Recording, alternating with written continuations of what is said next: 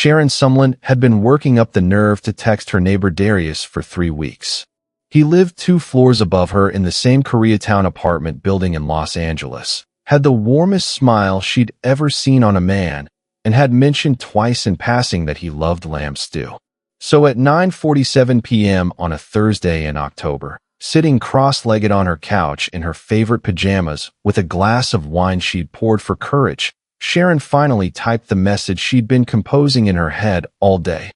"Honey, are you coming over tonight? I made that lamb stew you like, and it's been sitting here getting lonely. Like me." She pressed send before she could overthink it. Put her phone face down on the cushion. Waited. Smiled to herself like a woman who had done something brave.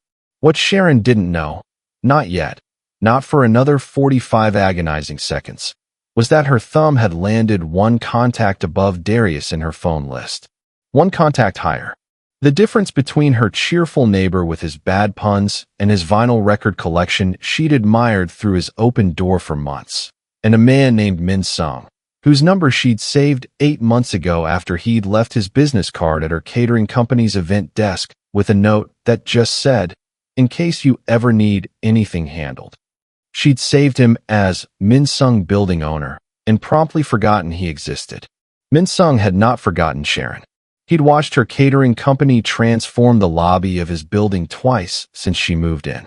Had noticed her precision, her warmth, the way she managed difficult people without ever raising her voice. Had told himself the interest was professional. He was lying to himself. So when his phone buzzed at 9:47 p.m. with a message from a contact he recognized immediately, and the message said, "Honey, are you coming over tonight? I made that lamb stew you like, and it's been sitting here getting lonely. Like me." Min Sung, the most feared Korean Mafia boss in Los Angeles, a man who had not smiled genuinely in 4 years, sat very still for a long moment. And then he typed back, "I didn't know you cooked. What floor are you on?" What followed was not the quiet romantic evening Sharon had planned. It was something far more dangerous, far more complicated, and, though it would take her months to admit it, far more real than anything she'd ever accidentally stumbled into. Because Sharon Sumlin had sent a cozy text to the wrong man, and the wrong man was already reaching for his coat. Before you think Min Sung showing up with a bottle of wine and a charming smile is where this goes, stop. Min Sung is not Darius. Min Sung does not make bad puns and play vinyl records.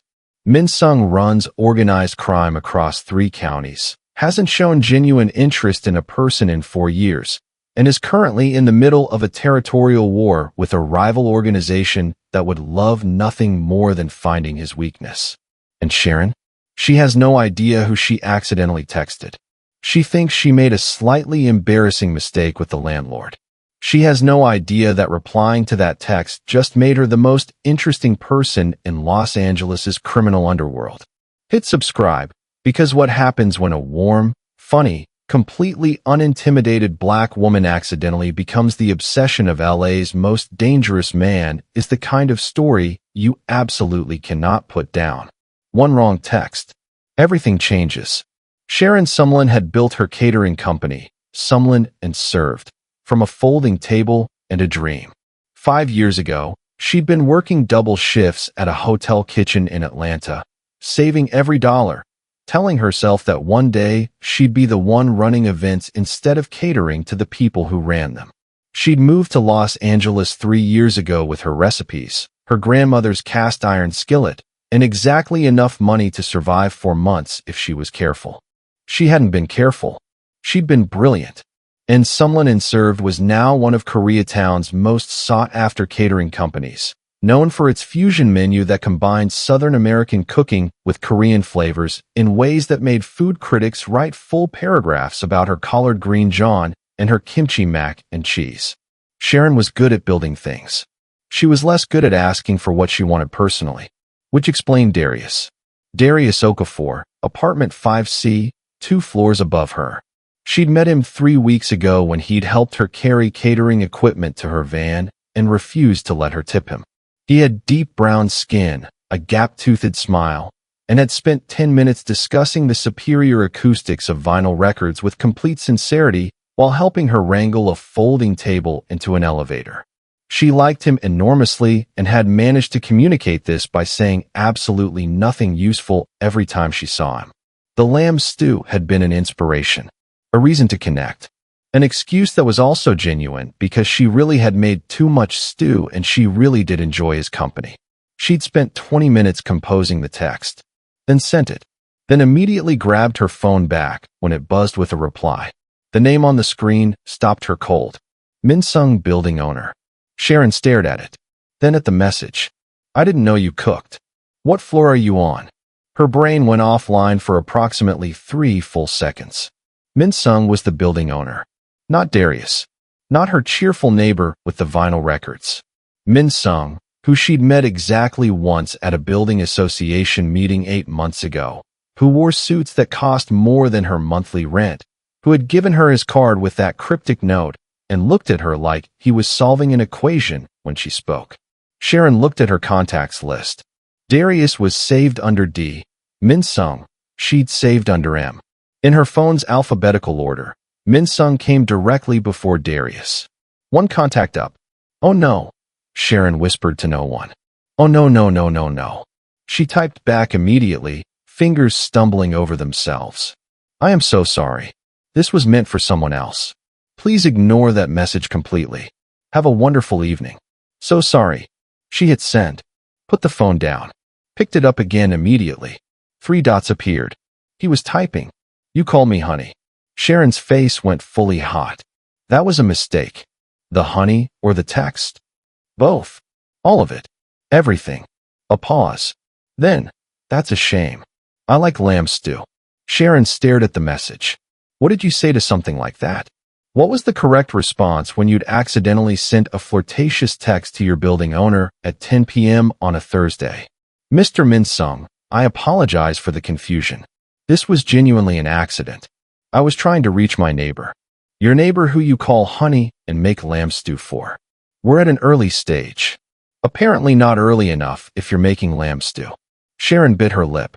This was not going how she expected. Most people, when informed they'd received an accidental text, said, no problem, and disappeared. Minsung seemed to be enjoying himself. I'm going to stop responding now, she typed. Again, very sorry for the confusion. She put her phone down on the kitchen counter and went back to her stew. Stirred it. Tasted it. It was excellent. Darius was missing out. Her phone buzzed. The building's HVAC is being serviced tomorrow between 10 and 2. You might want to open your windows. Also, your stew smells good from the hallway. Sharon spun around, looked at her front door, looked at her phone, looked at her front door again. He was in the hallway. He was in the hallway of her building at 10 p.m. responding to her accidental text from literally outside her apartment. Sharon walked to her door, looked through the peephole, and saw Minsung standing in her hallway in a perfectly tailored dark suit, looking at his phone with an expression that might have been amusement on a face that didn't seem entirely accustomed to the emotion. He was not what she'd remembered from the building meeting. Or maybe he was exactly what she'd remembered, and she'd filed it away carefully and told herself not to think about it. Either way, he was tall, sharp-featured, with dark eyes and that particular stillness that very confident or very dangerous men tended to carry. Sharon had grown up in Decatur, Georgia.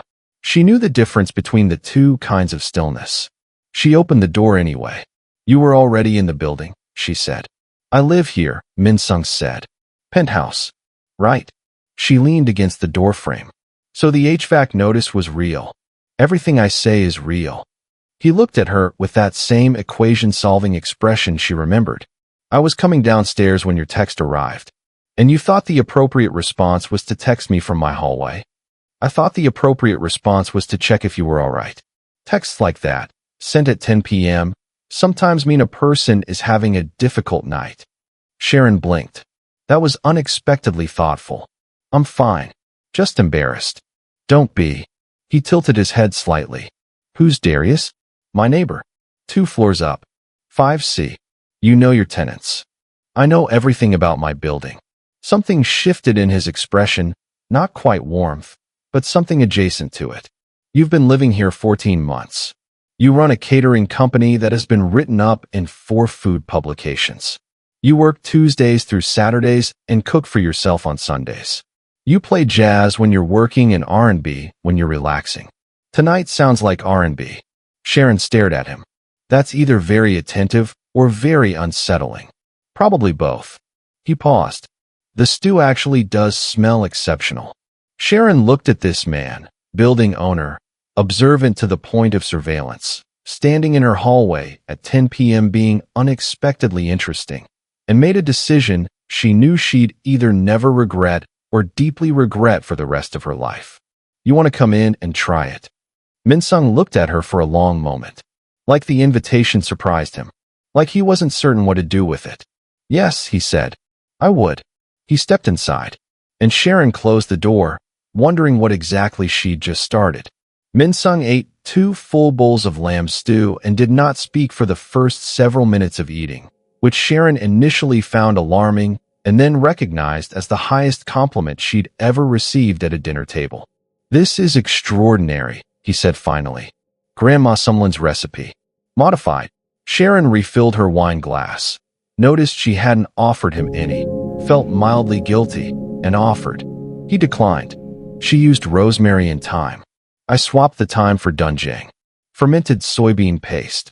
Minsung looked at the bowl with new assessment. Korean ingredients.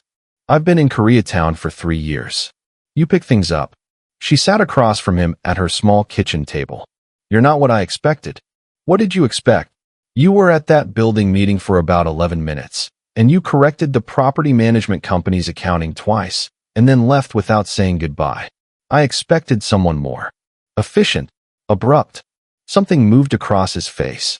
Both are accurate. So why are you still here? Minsung set down his spoon, looked at her with those direct, unreadable eyes. Because you opened the door. People open doors. Not always. Not to me. He said it without self-pity. Just as fact. Most people see me coming and find somewhere else to be. Sharon studied him. There was something below the surface of him. Something she couldn't quite name, but recognized the shape of. The careful stillness of someone who'd learned not to need things from people, because needing things from people was a liability. She knew that shape. She'd worn it herself for years. What do you actually do? She asked. Besides own buildings. Import and export. Some investment. Private security contracts. That's a very clean list. It's an accurate list. It's a list designed to not answer the question. Minsung looked at her for a long moment. Yes, it is. The honesty of that was disarming. He wasn't pretending. He was just declining. There was a difference. Okay, Sharon said. You don't have to answer. Most people push. Most people haven't had 3 glasses of wine and an excellent bowl of stew and run out of energy for pushing. That almost smile again. How did you end up in Koreatown? So Sharon told him. About Atlanta. About the hotel kitchens. About saving up. About the terrifying move to a city she didn't know. The first year of brutal rejection. The event that changed everything. A Korean-American cultural festival where she'd convinced the organizers to let her do a pop-up booth combining her grandma's southern recipes with Korean pantry staples. The line had stretched around the block. Minsung listened in a way most people didn't. Completely still, full attention, not waiting for his turn to speak. You built something real, he said when she finished. I had to. I didn't have a backup plan. People with backup plans often don't need them. People without them rarely fail. He paused. That's been my experience. Is that how you built your? She gestured vaguely. Import and export. Yes. No backup plan. The backup plan was surviving. Everything else was forward motion. Sharon tilted her head. There were layers to that sentence she couldn't see into. But they were there. It was nearly midnight when Minsung stood to leave. Thank you, he said. For the stew. Thank you for not making the wrong number thing weird. It was a little weird. You were in the hallway. I live here. Top floor. I was coming downstairs. A beat. Specifically to check on something. Something in his tone made Sharon pause. What were you checking on? Minsung looked at her steadily. You had a delivery issue with your catering van last week. I made sure the parking situation in the rear lot was handled. Sharon stared at him. How did you know about my delivery issue? Building owner, he said simply, and left before she could ask anything else. After he was gone, Sharon stood in her kitchen and looked at the 2 empty stew bowls on her table. She pulled out her phone, opened her contacts, found Min-sung's number, then found Darius, 2 contacts below. She thought about texting Darius, explaining the mix-up, seeing if he was still awake. Instead, she put her phone down, washed the bowls, and went to bed wondering why a man she'd just spent 2 hours with felt more present in his absence than most people did in the room. Min-sung just ate 2 bowls of lamb stew, told Sharon she opened the door like it was the most significant thing anyone had ever done, admitted he was already outside her apartment when she texted, and casually revealed he'd been watching her van situation. Sharon's lying in bed pretending not to think about him. He's in a penthouse, probably doing the same thing.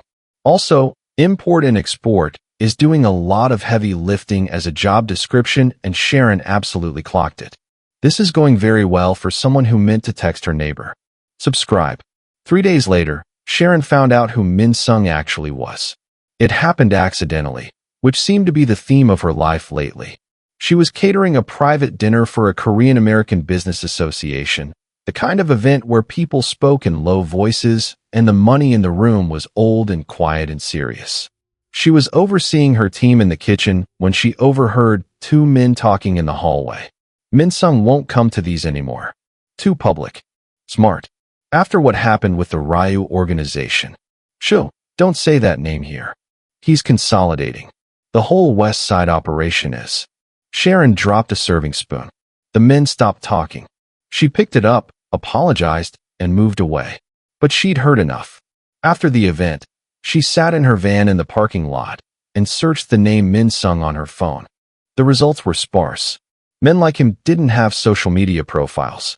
But there were references in buried news articles, in court documents that mentioned dismissed charges, in a 3-year-old investigative piece about organized crime in Los Angeles' Korean business community.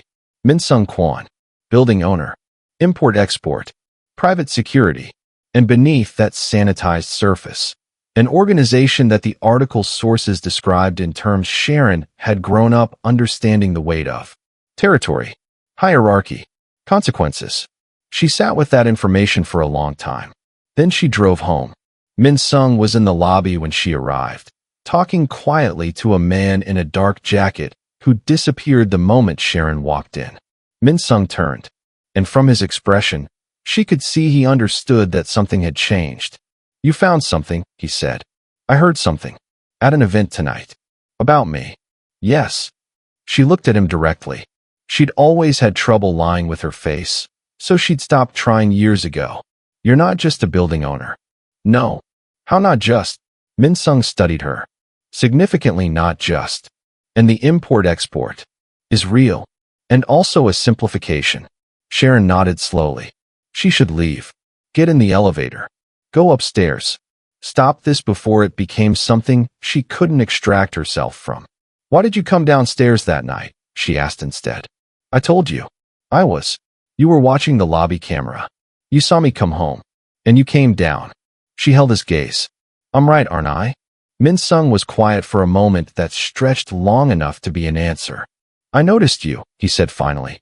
"When you moved in. The way you work. The way you handle people. I told myself it was a professional interest.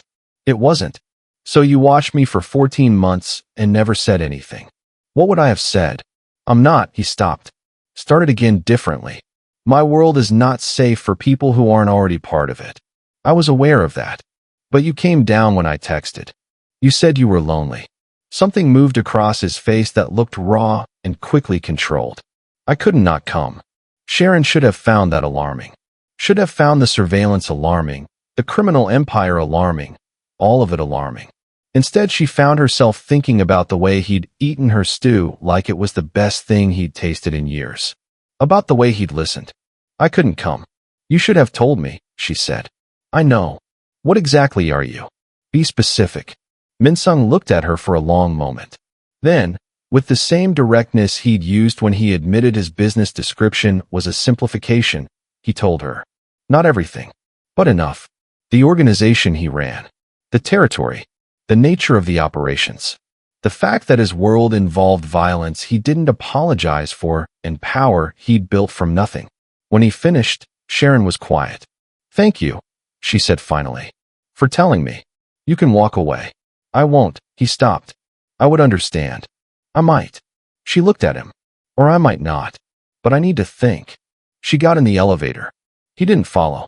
Didn't protest. Just stood in the lobby looking like a man who'd learned not to expect things and had just discovered that made the waiting worse. Sharon went upstairs. Made tea she didn't drink. Sat at her kitchen table until 2 a.m. She thought about what she'd built here. Her company. Her life. Her reputation in this community she'd chosen. She thought about the risk. About the sensible thing. About the practical, reasonable, self-protective thing. Then she thought about the fact that no one had ever come down 11 floors because she said she was lonely before. She picked up her phone. "I'm not walking away yet," she typed. "But you owe me honest answers whenever I ask. Non-negotiable." His reply came in under 30 seconds. "Agreed." "And Minsung?" "Yes. The lamb stew was better than whatever you usually eat." A pause. Then, without question, Sharon put her phone down and decided she'd sleep before she made any more decisions. Over the next 6 weeks, something grew between them that neither of them had a clean word for. It wasn't dating, exactly, though they had dinner 3 times a week and he showed up at 2 of her catering events just to watch her work with an expression her sous chef Ren noticed and described as, "That man is absolutely down bad. Sharon, I'm just telling you." It wasn't casual. Nothing about Minsung was casual. He was precise and deliberate, and when he gave his attention, it was complete in a way that Sharon, who'd dated men who texted on their phones during dinner and forgot what she'd said 5 minutes after she'd said it, found it almost overwhelming.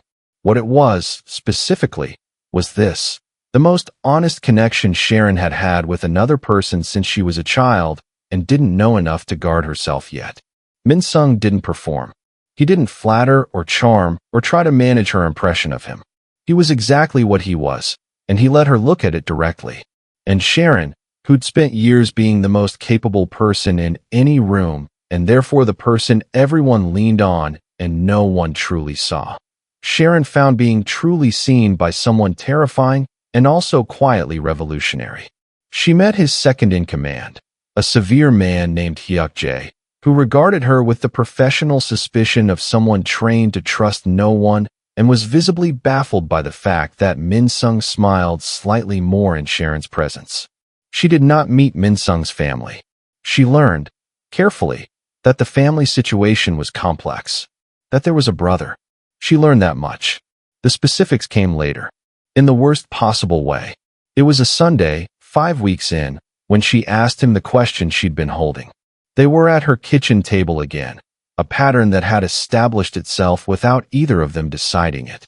His penthouse was larger, more impressive, had a professional chef's kitchen, but he kept coming to hers. She'd asked him about it once. He'd said her kitchen smelled like food that was cooked for people rather than presentation. She'd taken that as the significant compliment she suspected it was.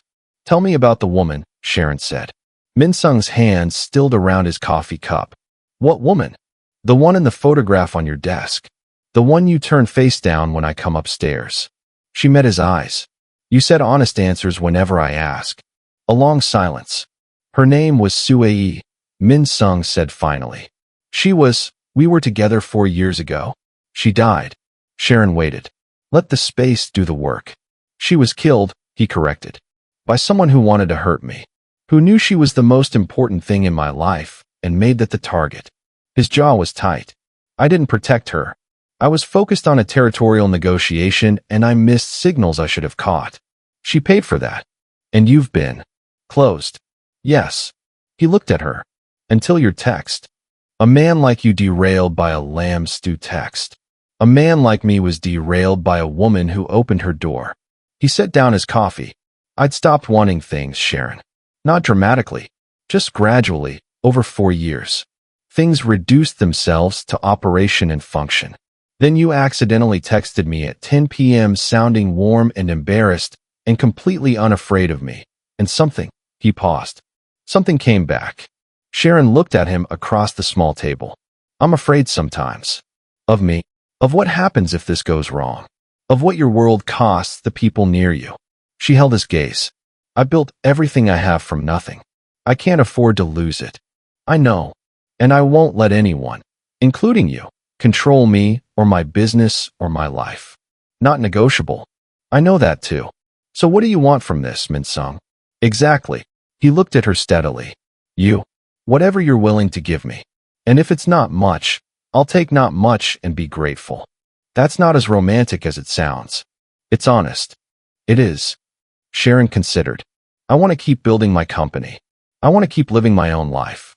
I want to not become a target because of whoever you've made enemies with. That last one is, he stopped. Complicated. It's something I'm actively working on. His expression was careful. There's a situation I'm handling. It's almost resolved. But Sharon, there's something you should know. Something I should have told you already. Before he could continue, his phone buzzed. He looked at it. His expression shifted into something colder and more focused. A different face than the one he wore with her. I have to go. Tonight. I'm sorry. What's the situation? I'll explain everything. Tomorrow. I promise. He stood, buttoned his jacket, and paused at her door. Lock the extra bolt tonight. You're frightening me. Don't be frightened. Just be careful. He looked at her with something that wasn't quite enough distance to hide what was underneath. I'm sorry I didn't tell you sooner. He left. Sharon locked both bolts and sat awake wondering what he'd been about to say. She found out what it was 4 days later. Not from him. Min-sung just told Sharon he'd been emotionally closed for 4 years, that she unlocked something in him, and then left before finishing what was clearly a very important sentence, told her to lock the extra bolt, and vanished. Sharon's sitting there with cold coffee and unanswered questions. Min-sung is somewhere handling a situation. There is a brother. Sharon doesn't know about the brother yet. This is fine. Everything's fine. Subscribe because what's coming is not fine. His name was Min Jae, and he found Sharon on a Tuesday. She was loading her van outside the building after a morning delivery when a man appeared beside her car, lean, handsome in a sharp and slightly off-putting way, with eyes that had Min-sung's darkness but none of his stillness. Where Min-sung's quiet felt controlled, this man's felt coiled. You're the caterer, he said in unaccented English. Sharon straightened. Years of running her own business had taught her to read rooms and people fast. This man set off every alarm she had. I'm going to need you to step back, she said calmly. Min Jae, he said. I'm his brother. Step back anyway. Something flickered in his expression, surprise, almost respect. He stepped back. I'm not here to threaten you, Min Jae said. I'm here to warn you. About your brother. About what you're getting into. You know what he does. I know more than you think. Do you know about Suei? The name landed like a stone in still water. Yes. Min Jae's eyes narrowed slightly. He told you himself? Yes. Did he tell you he killed her? The words were designed to hit hard, and they did. Sharon kept her face neutral. That's not what he told me. Of course not. What he told you is that she was killed by an enemy. By someone who wanted to hurt him. Min Jae tilted his head. He's not wrong. She was killed by someone who wanted to hurt him. He's just confused about which of us was responsible. Sharon stared at him. You. Me. Min Jae's smile was wrong in a way that made her skin go cold. I'm not confessing anything to a woman I just met. I'm just saying, the story he's told himself about who destroyed his life might have some gaps. Why are you telling me this? Because he's going to try to end a conflict that's been building for years. And I want you to understand that his version of what happened and the truth are not the same thing. And the decisions he's about to make based on his version could get people hurt. His eyes held hers. Specifically you. And this warning, is it because you care about my safety? Or because destabilizing him emotionally serves your purposes? Min Jae blinked. Looked at her differently. You're not what I expected. Nobody ever is. Goodbye, Min Jae. She got in her van, locked the door, drove 3 blocks, then pulled over and sat with her hands on the wheel, shaking. She called Min-sung. He picked up on the second ring. Sharon, your brother just found me outside the building. Absolute silence. Then, very quietly, Are you hurt? No. Just, I need to see you. Tonight. And I need the whole story. Everything you were going to tell me. Everything. I'll come to you at 7. And Min Sung. She took a breath. He said something about Sui. About who was actually responsible. Another silence. Longer, heavier. Tonight, he said. Everything. I promise. When he arrived that evening, he looked like a man who'd been carrying something for years and had finally decided to put it down. He told her. All of it. Sui had been killed 4 years ago. Min Sung had believed for 3 of those years that it was a rival organization, the Ryu Network, which he'd spent those years systematically dismantling in retribution. 8 months ago, he discovered the truth. Evidence that his own brother had orchestrated it. Not out of hatred, but out of calculation. Sui had been going to expose information about Min Jae's side operations to authorities. She'd discovered something she shouldn't have. Min Jae had handled it before Min Sung could find out. He let me destroy the Ryu Network, Min Sung said.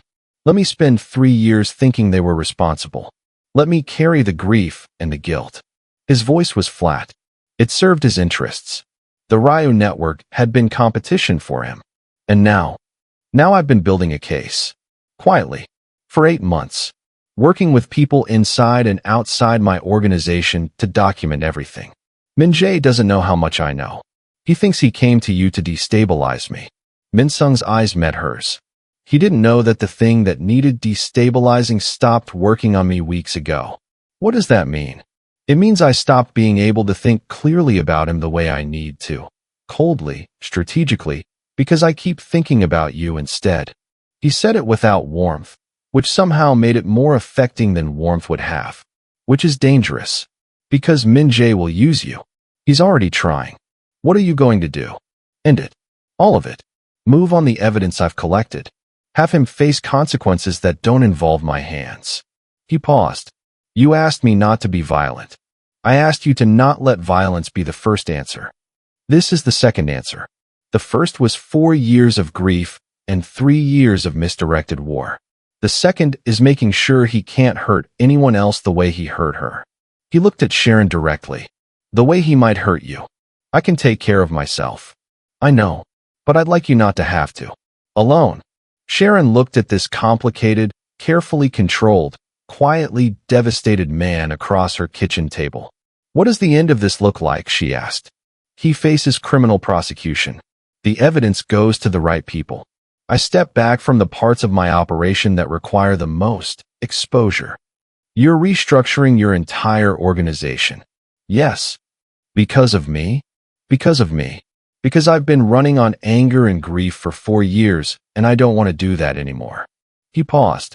You're the reason I recognized I didn't want it anymore. But the decision is mine. Sharon was quiet for a long time.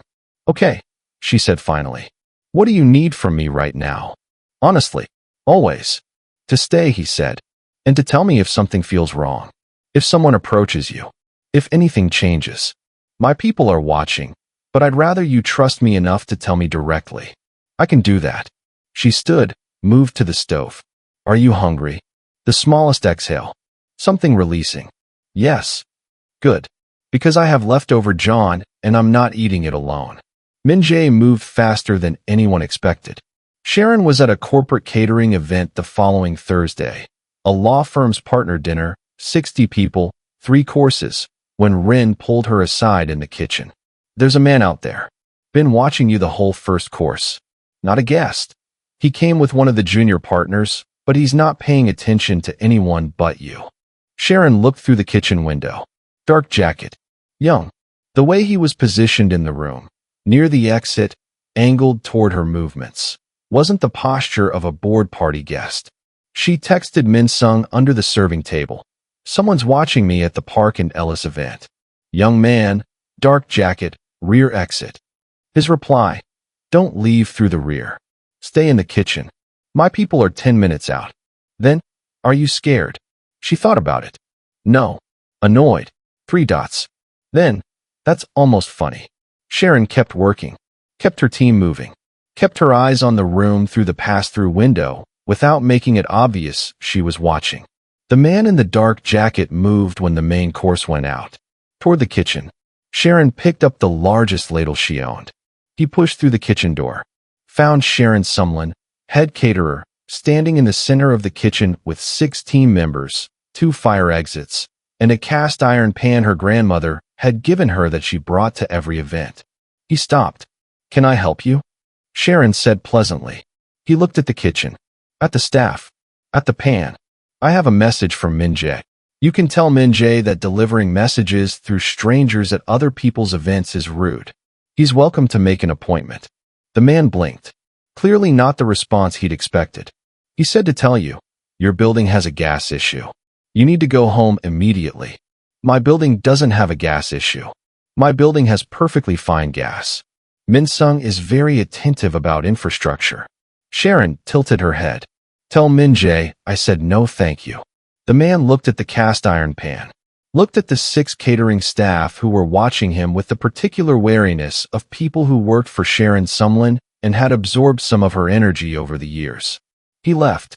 2 minutes later, Min Sung's people arrived.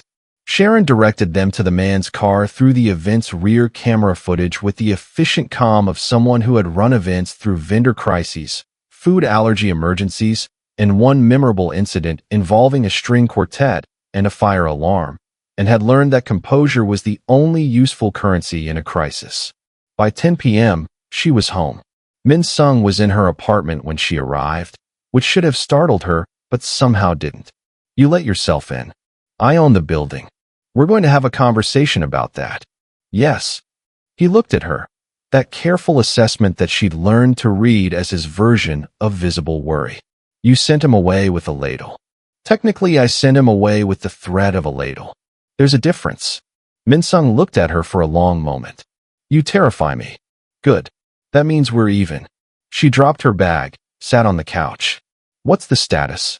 "Min Jae knows I have the evidence. I moved on it this afternoon. It's with the right people now. He's trying to create distraction, chaos, something he can use to negotiate. The attempt tonight was about pressuring you to pressure me. It didn't work. I'm aware. Half my organization heard the ladle story within the hour. Great. I'll be a legend." Sharon rubbed her eyes. "How close is this to being over?" "Days. Maybe a week." He sat beside her on the couch, closer than he usually allowed himself. "I'm sorry that you're involved in this, that a wrong text led to." "Don't apologize for the text." She looked at him. "I'm not sorry about the text."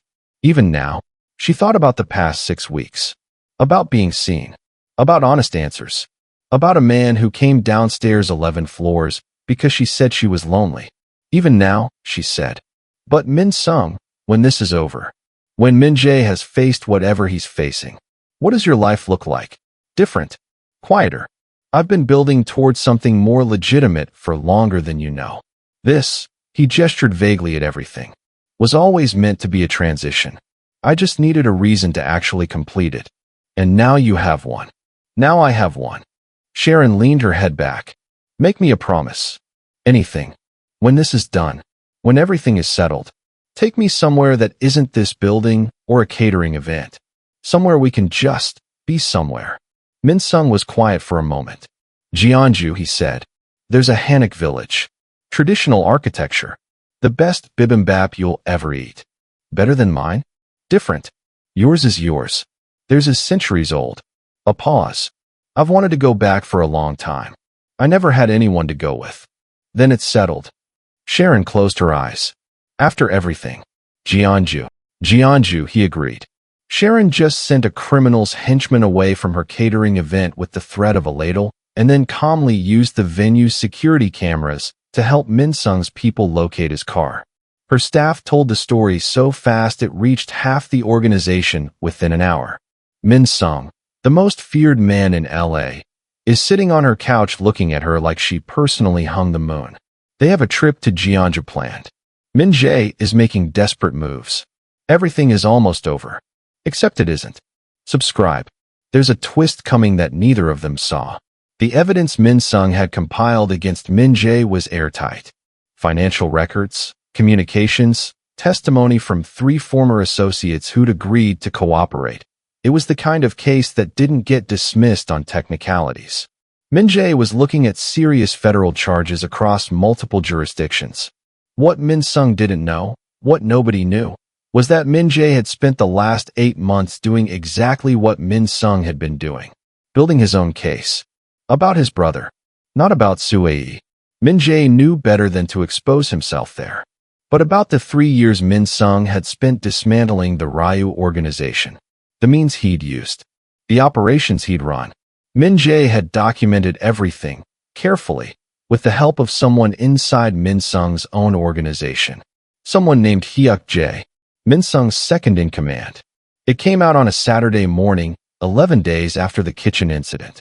Sharon was at Min Sung's penthouse, the first time she'd been there while he was actually conducting business, when everything unraveled at once. Hyuk Jae had been feeding information to Min Jae for 14 months. Had helped Min Jae construct a counter case designed to be filed simultaneously with Min Sung's evidence, creating a mutually assured destruction scenario. Both brothers exposed, both facing consequences, the resulting chaos wiping both their slates and their organizations. But Min Jae's real plan wasn't mutually assured destruction. It was leverage. He called Min Sung directly. Sharon sat on the far side of the room and watched Min Sung's face go through something she hadn't seen on him before. A slow, cold recognition that had nothing to do with anger and everything to do with a very particular kind of grief. He's known about Hyuk Jae for 6 months, Min Sung said after he hung up. He let it run. Let me trust him. Let me build the case thinking I had clean hands inside the operation. He sat down. Min Jae's offer is this. He walks away, takes his evidence about the Ryu years, takes Hyuk Jae, leaves the country. In exchange, the evidence against him goes away. And if you say no, he files everything he has. My operations from 3 years ago become federal property. The restructuring I've been building becomes irrelevant because I'd be facing charges before it could be complete. Sharon absorbed this. What happens to Min Jae if you say yes? He lives, quietly, somewhere else. And Sui? Min Sung's expression didn't change, but something behind his eyes did. Gets no justice. Sharon thought about this. About what she'd built. About why she'd built it. About the fact that the reason she was in this room, in this city, in this life at all was because she'd refused to accept that unfair situations were simply what they were. Is there a third option? She asked. There's not a simple third option. But there's a complicated one. He looked at her. What are you thinking? You have evidence against Min Jae. He has evidence against you. Hyuk Jae is the bridge between both. What happens if you make Hyuk Jae the center of this instead of either of you? Min Sung was still. He was operating against both of you, Sharon continued. Feeding Min Jae information about your operations, yes. But what was he getting out of it? You said Min Jae's plan was leverage. What was Hyuk Jae's plan? The silence stretched. Then Min Sung picked up his phone, made 3 calls in quick succession in Korean, his voice low and precise. Sharon sat quietly and waited. 40 minutes later, he put the phone down. Hyuk Jae has been building his own organization for 2 years, Min Sung said, using information from both of us, planning to step into whatever vacuum was created when Min Jae's plan played out. He looked at Sharon with an expression she couldn't fully read. He's been playing both of us against each other. Min Jae thought he was using Hyuk Jae. Hyuk Jae was using Min Jae. And Min Jae's evidence against you was provided to him by Hyuk Jae, partially fabricated, enhanced, designed to make the mutually assured destruction scenario look worse than it is. Min Sung paused, which means it's weaker than Min Jae thinks it is. And the real evidence against Min Jae is still solid. And now I have evidence against Hyuk Jae too. He looked at her. You saw it. How did you see it? Because I've been catering events for 5 years, and someone always thinks the caterer isn't paying attention. Sharon stood, moved to the kitchen. Neither of them expected a third party who wasn't playing their game. Min Sung stood too, crossed the room, and did something he'd been careful not to do. Stopped calculating the appropriate distance and just looked at her from close up, the way she'd felt him wanting to for weeks. I need to call some people, he said. And then I need about 24 hours to manage this. And then, he paused. And then I want to take you to Jeonju. Then go make your calls, Sharon said. I'll make coffee. You don't have to. Min Sung. She looked at him steadily. Go make your calls. I'll be here. Something in his expression shifted completely. Like a room someone finally switched the lights on in. Okay, he said quietly. I'll be right back. Min Jae was arrested 14 days later. The charges were specific, well-documented, and included evidence from 3 different sources. Hyuk Jae was arrested the same morning. His parallel operation exposed through documentation that Min Sung's people had assembled with remarkable speed once they knew what they were looking for. The mutually assured destruction scenario collapsed because the mutual was gone. Min Sung's 3 years of operations against the Ryu network, the ones Hyuk Jae had inflated and fed to Min Jae, were reviewed. They existed.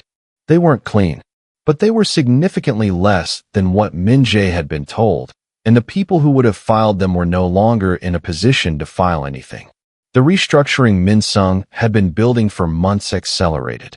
Sharon watched it happen from a careful distance, close enough to understand, far enough to maintain her own life. She had a business to run. She ran it. She had a staff who depended on her. She showed up for them. She and Min Sung texted every morning, had dinner when his schedule permitted, talked on the phone late at night when it didn't. 6 weeks after the arrests, they flew to Korea. Jeonju was everything Min Sung had said it would be.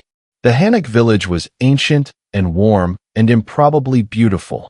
Traditional wooden houses with curved roofs, narrow stone pathways, paper lanterns in the evening light. Sharon walked through it slowly, wanting to memorize all of it, and noticed that Min Sung walked differently here than he did in Los Angeles. Quieter in a different way, less guarded. You grew up near here, Sharon said. 2 hours south. Suncheon. He paused at a low stone wall. I haven't been back to Suncheon. But Jeonju felt close enough. Close enough to what? To something before. He looked at her. Before all of it. They had the bibimbap he'd promised. It was extraordinary, served in a hot stone bowl, the rice crisped at the bottom, the vegetables arranged with the kind of care that takes generations to refine. Okay, Sharon said. This is better than mine. It's different. It's better, and you know it. The ghost of a smile. It's centuries old, and yours is yours. Both things are true. That evening they sat outside on the wooden porch of the guest house, the kind of quiet around them that cities don't make room for. What does your life look like now? Sharon asked. Actually, it looks like. The legitimate operations are the primary business now. Real estate, import-export that is genuinely import-export, some investment. The other, he chose his words. The other is not gone overnight. But it's contracting. Deliberately. And you're okay with that? I'm relieved, he said. And it sounded true. What are you going to do with yourself when it's quiet? You've been running at this pace for too long. He looked out at the stone path below them, lit by lanterns. I'd like to learn to cook. Sharon turned to look at him. Seriously? You make it look like something worth doing. It's a lot of work.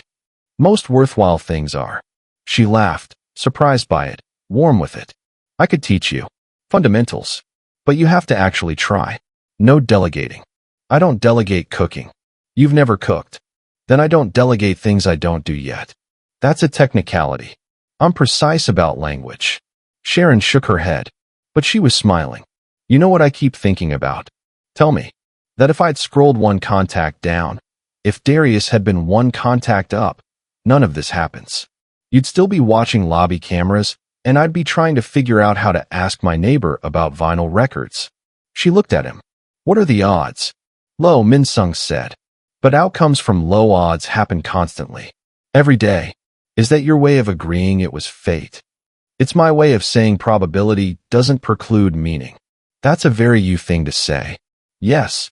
Sharon leaned back against the post. The lantern light was warm and the night was cool, and somewhere in the village someone was playing music she didn't recognize, but that felt like it belonged here. Min Sung. What you said about Sui. About not having protected her. About carrying that. She paused.